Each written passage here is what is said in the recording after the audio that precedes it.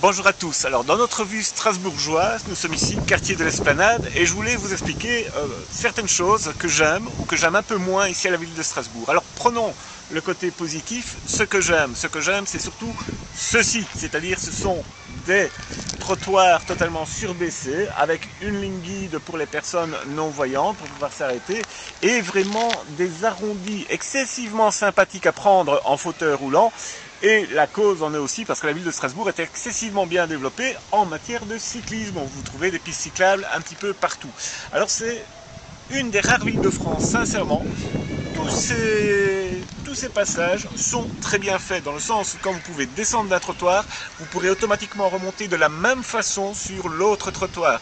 Beaucoup de villes font soit un abattis pour arriver presque de plein pied sur la route, et puis de l'autre côté, vous vous retrouvez avec une bordure normale et vous êtes calé. Ici à Strasbourg, c'est vraiment très bien fait, aussi bien dans le centre de la ville qu'un peu excentré, comme nous sommes pour le moment ici, le quartier de l'Esplanade.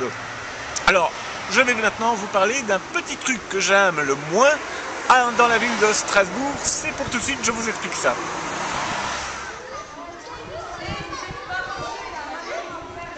Alors, ce que je n'aime pas, vous avez vu, place de stationnement à Strasbourg réservée impeccable, vous en avez un petit peu partout, bien signalé avec une bande bleue en latéral des véhicules, vous pouvez les voir d'assez loin.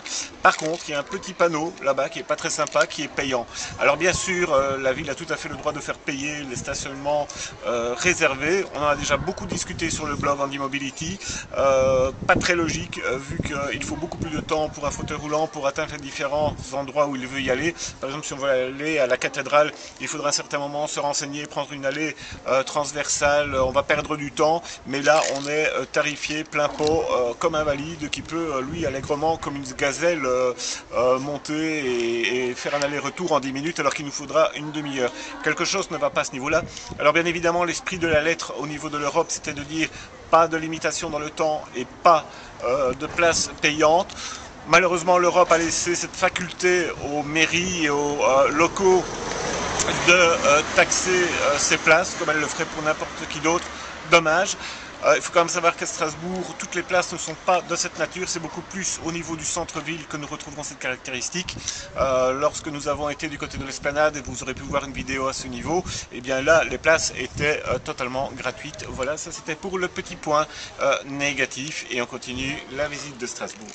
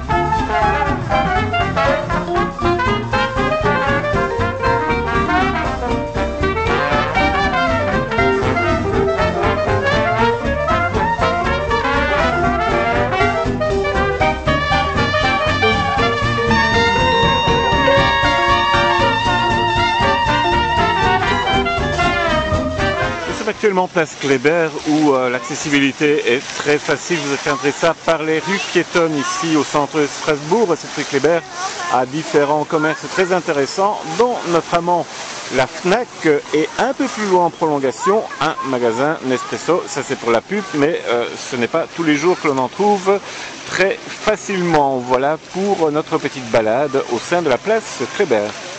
Il serait dommage de vous quitter ici sans vous montrer quelques vues justement de ce parc de l'Esplanade avec les remparts.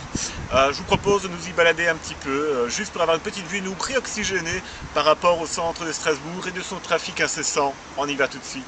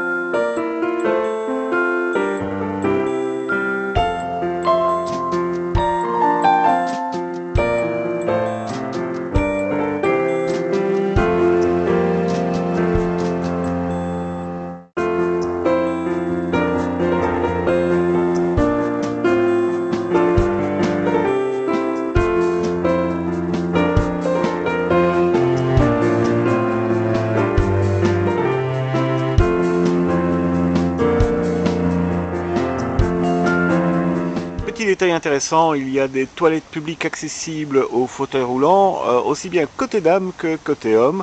Toujours bon à savoir pour le confort de vos petites balades.